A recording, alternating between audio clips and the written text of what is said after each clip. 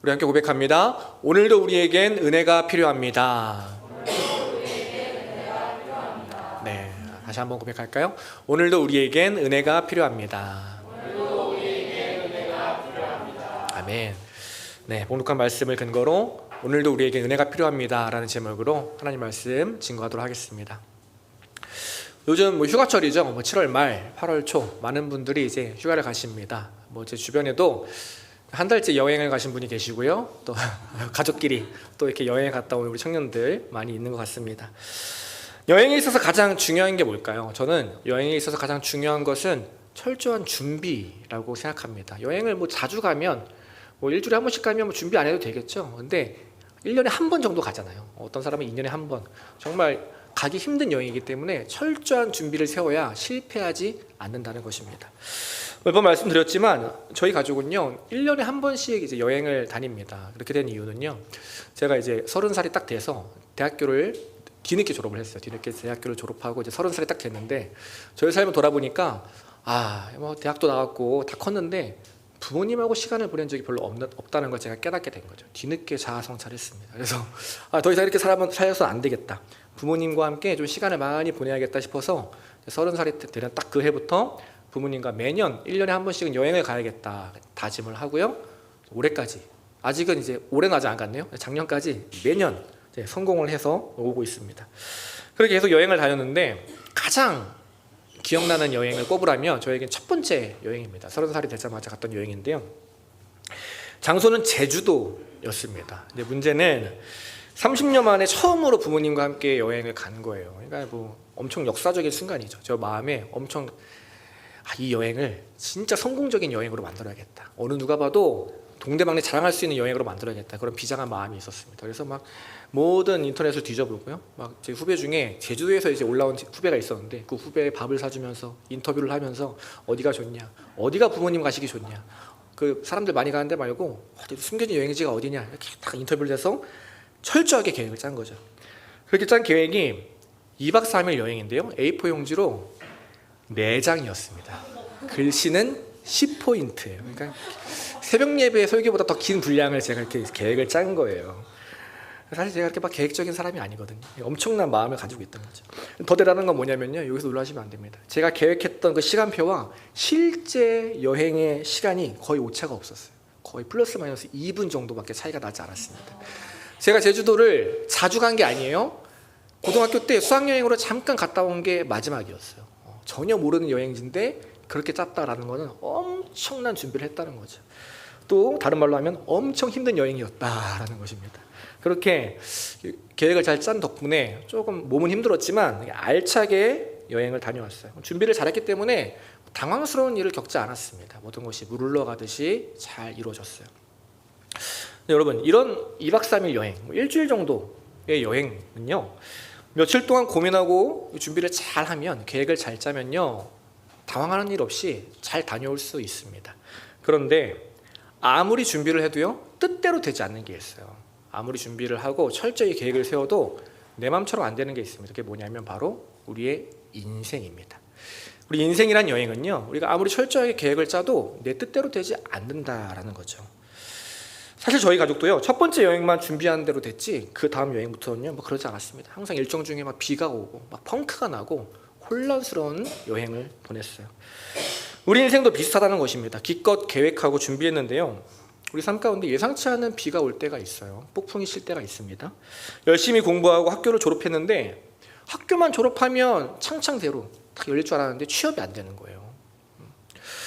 내가 부자가 되겠다는 것도 아니고요, 삼성 들어가겠다는 것도 아닌데 취업이 안 돼요.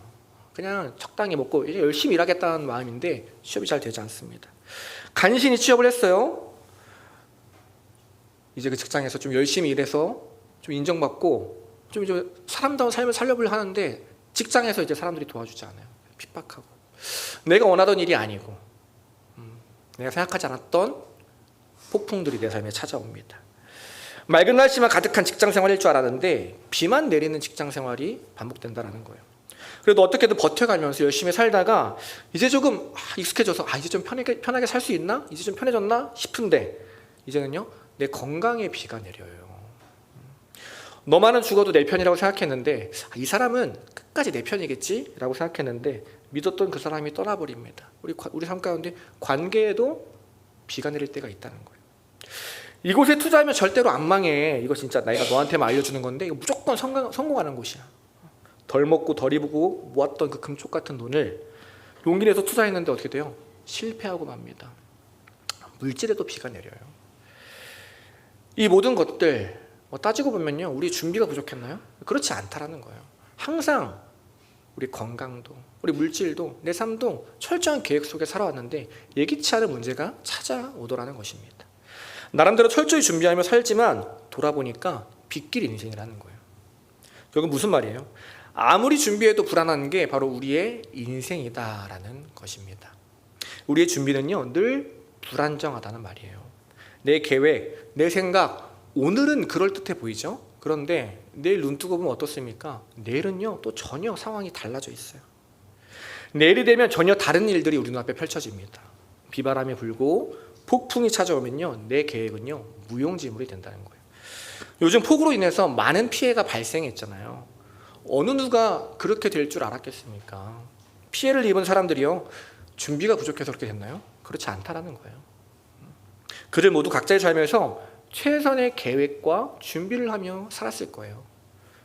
그들 모두 맑은 내일은 내 삶 가운데 좋은 일이 있겠지, 이렇게 계획했으니까 내 생각대로 내일은 잘 될 거야, 맑은 하루를 또 꿈꾸고 살았을 것입니다. 그런데 내 생각과 전혀 다른 삶이 펼쳐지더라는 거예요. 그들만 그런가요? 우리도 마찬가지라는 거예요. 살펴보면 우리의 삶도 동일하다는 것입니다. 그렇게 우리는요, 한치 앞을 모르는 인생 가운데 매 순간 불안해하며 살아갑니다. 오늘 우리가 읽은 이 본문의 주인공도 비슷한 삶을 살았어요. 늘 불안한 삶을 살았던 한 사람이 등장합니다. 다윗이 아니고요, 어쩌면 우리에게 좀 익숙하지 않은 이름일 수 있습니다. 이름이 어려워요. 오늘 제가 이거 틀리지 않는 게 목표인데 무비보셋이라는 사람입니다. 이 사람의 이름은 우리가 잘 몰라도 이 사람의 아버지와 이 사람의 할아버지는 우리가 너무 잘 알아요. 무비보셋의 아버지가 누구냐면 다윗과 절친했던 요나단이라는 사람입니다. 그리고 무비보셋의 할아버지는요, 다윗을 그렇게 죽이려고 했던 원수와도 같았던 사울 왕이었어요. 쉽게 말해 무비보셋은요, 왕족이었습니다. 잘 나가는 집안의 사람이었어요. 그 말은 뭐예요? 그의 삶은요, 날 때부터 계획이 정해져 있었다는 거예요. 얼마나 잘 나가는 집안이었습니까? 모든 준비가 잘 갖춰져 있었습니다. 왕가의 일원으로서 태어나서 가장 좋은 환경에서 가장 좋은 교육을 받으면서 살았을 것입니다. 누가 봐도 저 사람은 성공할 수밖에 없어. 저렇게 환경이 좋은데, 저렇게 계획이 잘 짜여져 있는데, 저렇게 준비가 잘 되는데 당연히 성공할 거야 라고 생각을 했겠죠. 아마 무비보셋 자신도요, 그러한 생각을 하며 마음 편하게 살았을 것입니다. 그런데요, 그의 삶에 어느 날 비바람이 몰아쳐요. 절망과도 같은 폭풍이 그의 삶에 다가옵니다. 그가 딱 5살이 되던 해에 그의 할아버지 사울왕과 요나단이 죽음을 맞습니다. 이스라엘과 블레셋이 전쟁을 벌이던 중에 그 둘 다 한꺼번에 죽임을 당하게 된 거예요. 완전히 이스라엘이 폭삭 망하게 되었습니다. 그 얘기는요, 지금 5살밖에 안 된 무비보셋도 죽을 위기에 처했다는 거예요. 엄청난 상황이죠. 그런 위기 속에 무비보셋을 돌보던 유모가 그를 안고 도망가다가 그를 떨어뜨리게 됩니다. 오늘 3절에서 보니까 그를 보고 다리를 저는 자다라고 이야기를 해요. 사고로 2 다리를 잃은 거예요. 아마도 절벽 같은 데 떨어뜨려서 2 다리를 못 쓰게 된 것 같습니다. 근데 다행히도 목숨은 건졌어요. 그렇게 간신히 살아남아서 요단 동편에 있는 로드발이라는 곳에 은신을 합니다. 결국 자기를 도와주는 한 사람을 만나서 먼 타지에서 은신을 하게 돼요. 이 로드발이라는 지명의 뜻은요, 목초지가 없다라는 뜻이에요. 그러니까 황무지다 이런 뜻이에요. 아무런 희망이 없는 척박한 땅이다라는 말입니다. 그런 땅에서요, 이 무비보셋이 자신의 신분을 속이면서 계속 살아가게 됩니다. 이후에 그의 삶은 어땠을까요? 성경에는 기록되어 있지 않습니다. 근데 우리가 충분히 상상해 볼 수 있잖아요.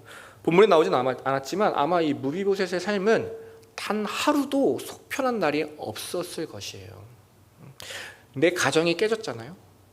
안전하고 잘 살아갈 것 같은 나의 삶이었는데 어느 순간 내 가정이 깨져버렸어요. 내 꿈이 깨져버렸습니다. 내 건강이 깨져버렸어요. 모든 것들이 한순간에 깨져버렸습니다. 또 블레셋이라는 문제가 언제 또 자기한테 들이닥칠지 한치 앞을 모르는 삶이었어요. 늘 불안한 마음 가운데 살았겠죠. 하루라도 마음 편할 날이 없었을 것입니다. 아마 걱정 때문에 매일 밤 잠을 설치며 살았을 거예요. 어떻게든 이런 상황에서 도망치고 싶은데, 좀 새롭게 나의 삶을 이끌어가고 싶은데 두 다리를 잃어서 그렇게 할 수도 없는 상황인 거예요. 내 힘으로 지금 할 수 있는 게 아무것도 없는 삶이었습니다. 무기력한 인생이죠. 어떠한 희망도 없는 로드발과 같은 인생이었어요. 이 로드발이라는 이름은요, 단순히 지명의 이름만이 아닙니다. 아무런 희망 없이 절망 속에 있는 무비보셋의 삶을 나타내는 이름인 거죠.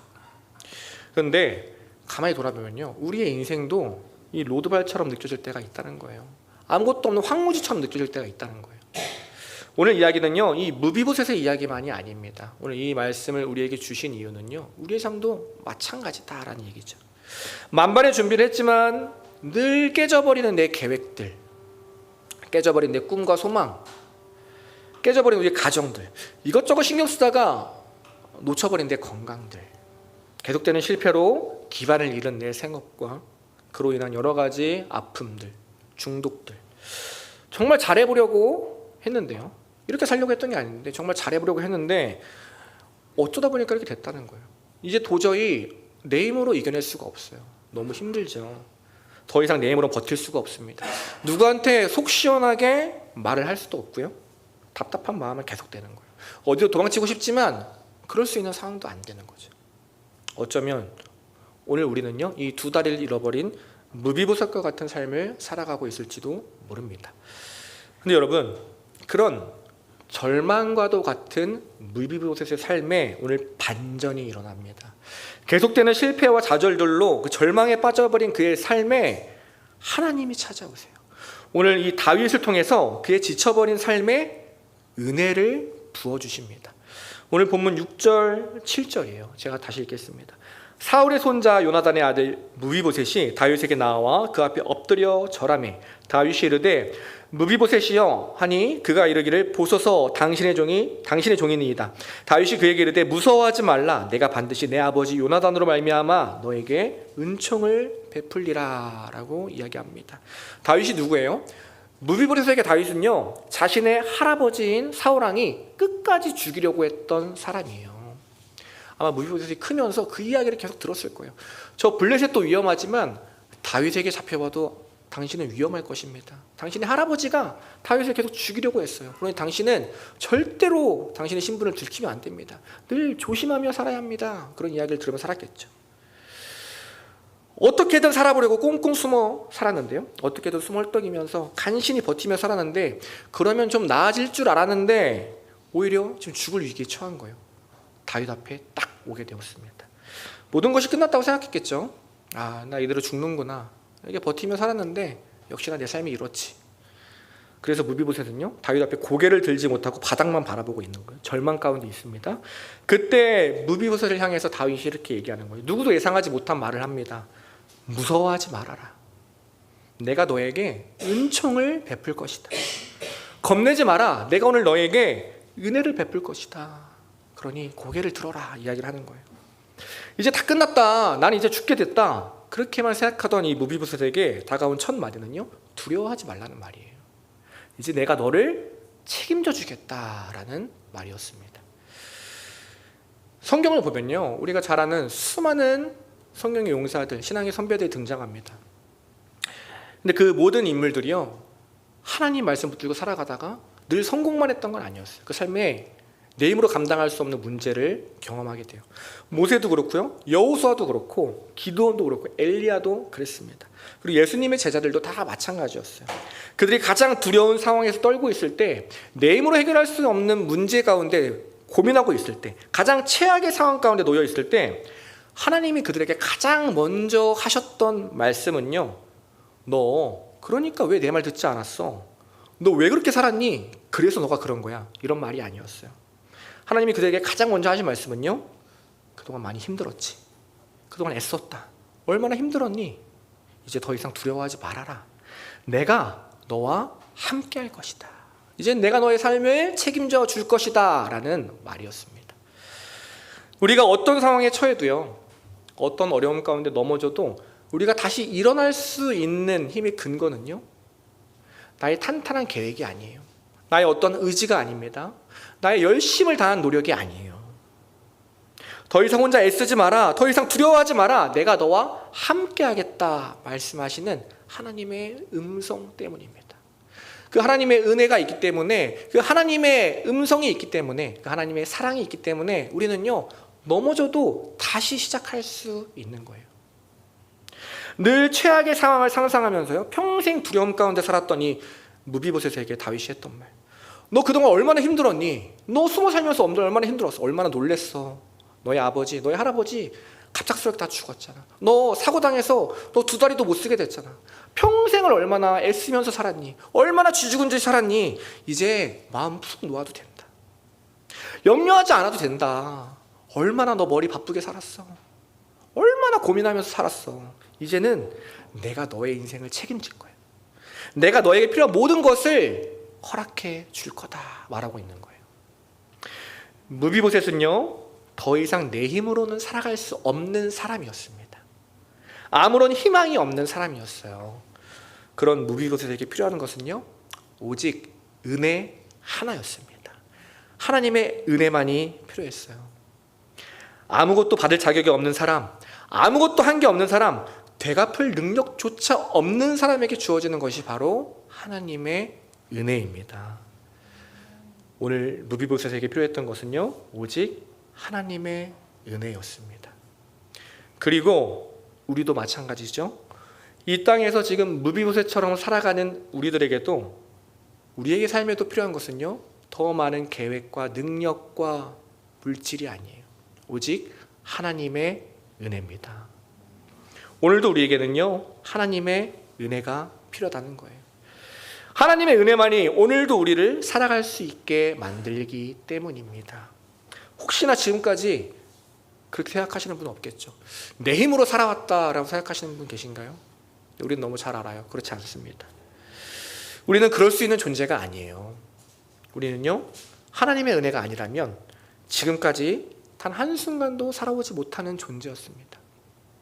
하나님이 내 삶을 지켜주시지 않았다면요, 이번 여름도, 이번 한 주간도, 오늘 하루도 우리는 살아올 수 없었어요. 지금 이 시간 이 자리에 하나님의 은혜가 없었다면 우리는 나아올 수 없는 존재였습니다. 그렇다면 내일은 어떻습니까? 내일부터는 다시 내 힘으로 살아도 됩니까? 아니에요. 앞으로의 내 삶은 또 내 계획대로 살아가면 됩니까? 그렇지 않다는 것입니다.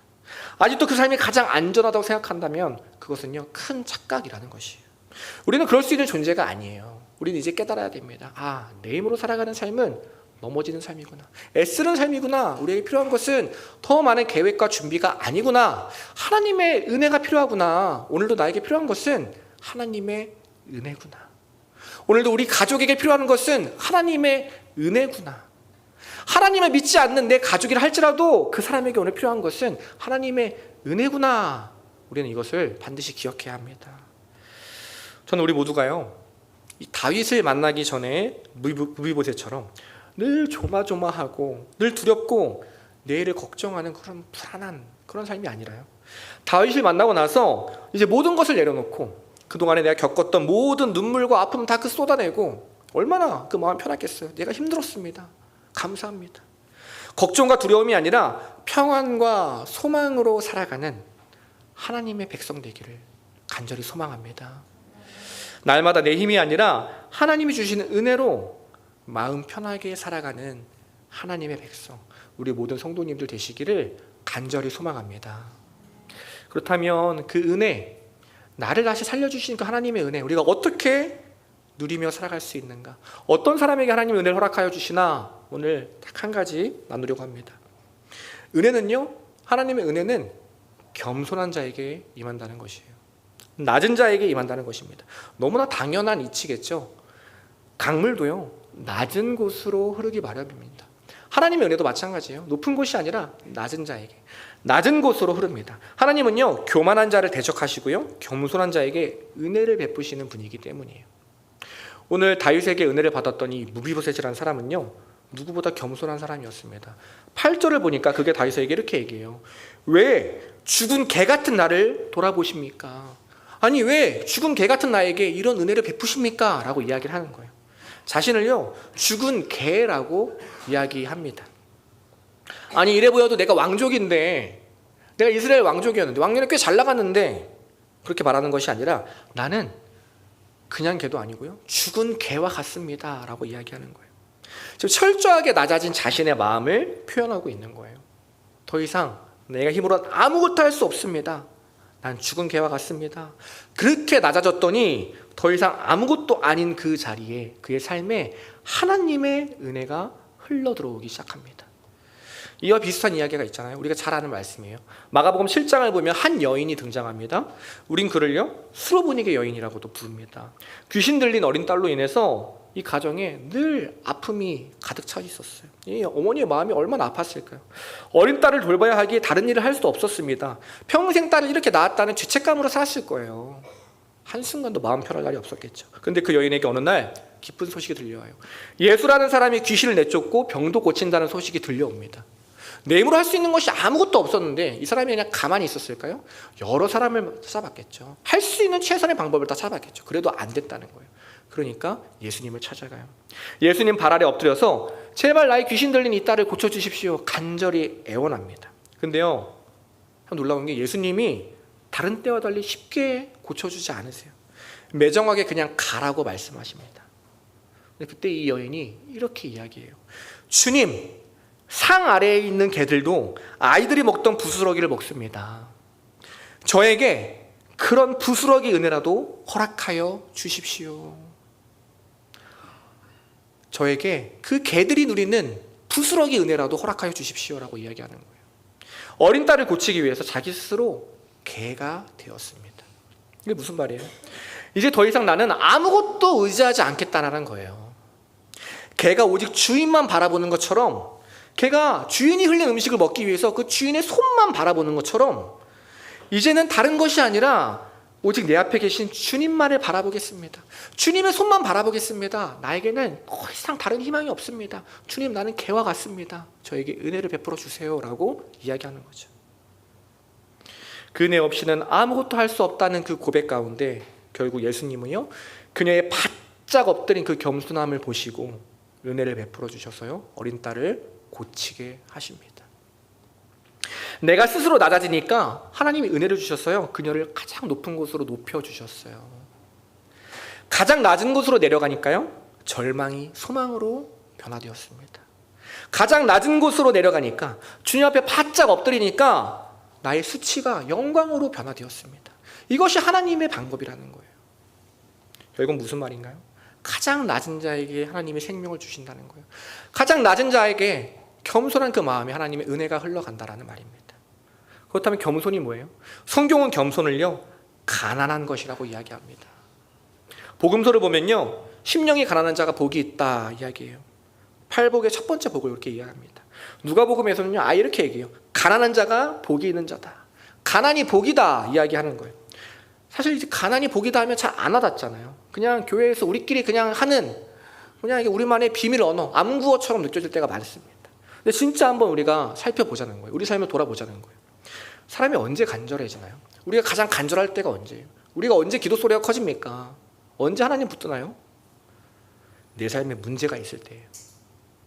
더 쉽게 말해볼까요? 지금 내 지갑에 단돈 1,000원 한 장 없을 때, 그때 우리는요 하나님께 기도할 수밖에 없어요. 지금 우리 집에 당장 먹을 한 끼 없을 때, 그때 우리가 할 수 있는 건요 기도밖에 없다는 거예요.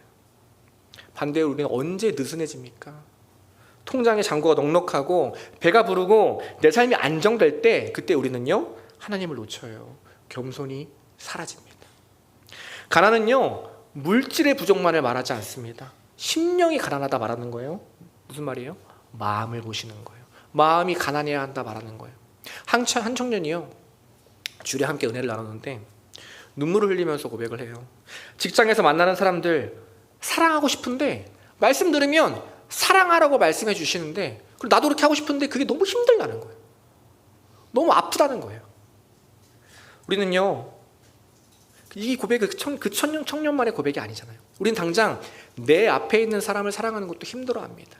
내 가족 사랑하는 것도 힘겨워해요. 아무리 말씀을 들어도요, 내 욕심, 내 정욕 쉽게 이기지 못한다는 거예요. 오늘 또 회개하지만 내일 또 죄 지을 걸 우리는 알며 살아가요. 아무리 봐도 나에게는요 희망이 보이지 않는 거죠. 그래서 우리는요, 하나님, 저는 아무것도 할 수 없는 사람입니다. 저에게는요 1%의 희망도 남아있지 않습니다. 저는 그냥 구제불능입니다. 하나님, 내 힘으로 해봤지만 아무것도 할 수 없더라고요. 내 앞에 있는 사람도 사랑할 수 없는 사람이더라고요. 하나님, 도대체 내 힘으로 할 수 있는 게 없습니다. 하나님 도와주세요. 하나님, 저를 살려주세요. 저에게 은혜 주세요. 이러한 심령이 바로 심령이 가난한 삶이에요.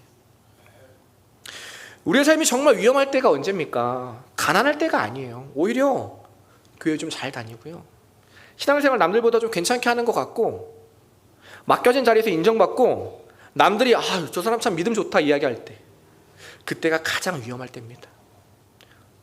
내 마음이 부해질 때, 교만해질 때, 그때가 바로 넘어지는 때이기 때문이에요. 저도요 가장 위험할 때가 월요일이에요. 왜요? 주일 설교 딱 끝나고 나서.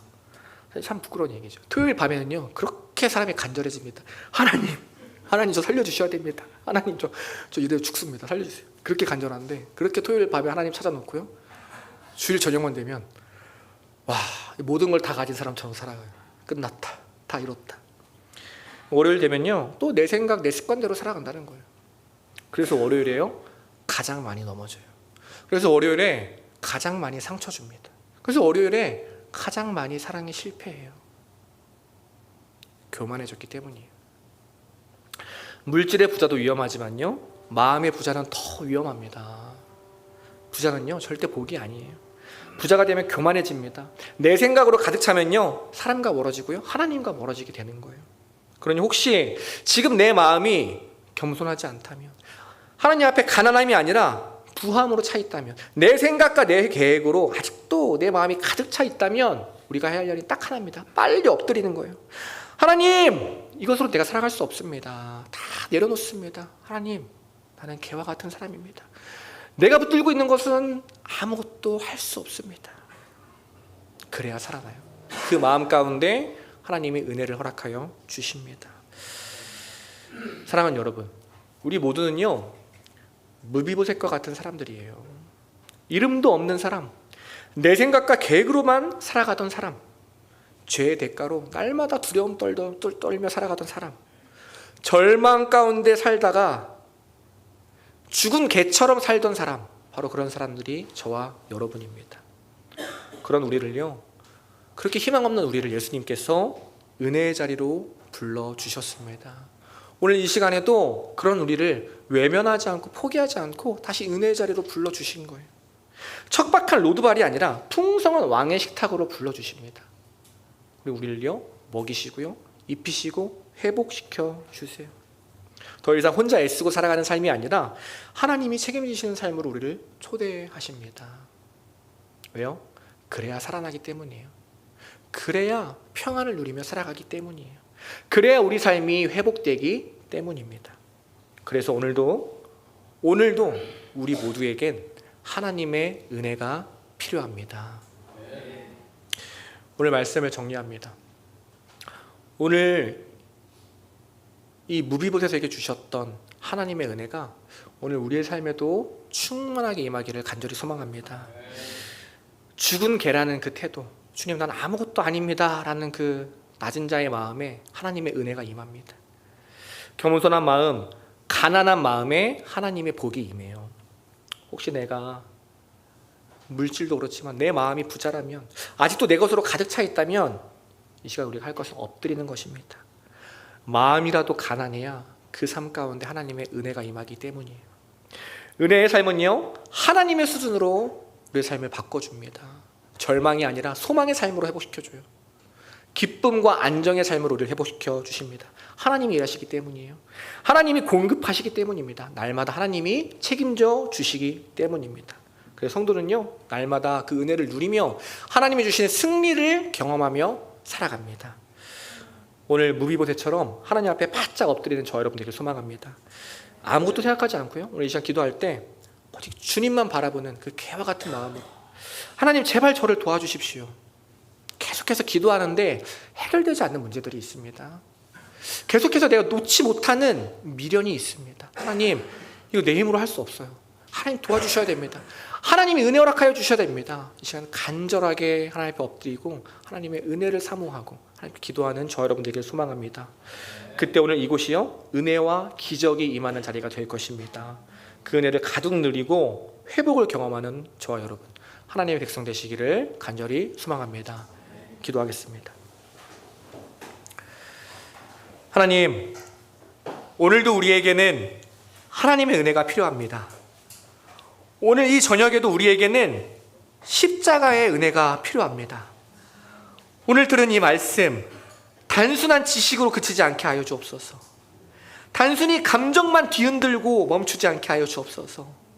우리의 삶 전체를 뒤흔들고 주님 앞에 바짝 엎드려져서 주님이 주시는 부스러기 은혜라도 사모하며 나가는 우리 모든 성도님들 되게 하여 주옵소서.